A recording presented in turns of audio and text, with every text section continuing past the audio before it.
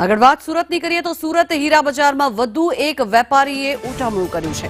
મૈધરપુરાના હીરા વેપારીનું 83.69 લાખમાં ઉઠામણું કરવામાં આવ્યું। 3 વેપારીના હીરા લઈને રૂપિયા ચૂકવ્યા વગર તે ગાયબ થઈ ગયો છે। વધુ માહિતી મેળવીએ સંવાદદાતા મનીષ પરમાર જોડાયા છે આપણી સાથે। મનીષ, જણાવશો, એક તરફ મંદીનો માર હતો છેલ્લા ઘણા સમયથી, બીજી તરફ આ રીતે વારંવાર ઉઠામણા થતા હોવાના વિગતો સામે આવે છે। ફરી એક વખત આવી ઘટના ઘટી છે, શું વિગત?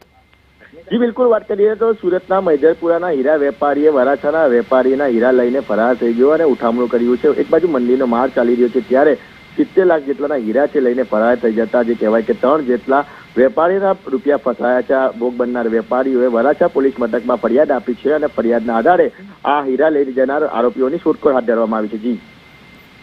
જી આભાર મનીષ સમગ્ર માહિતી બદલ।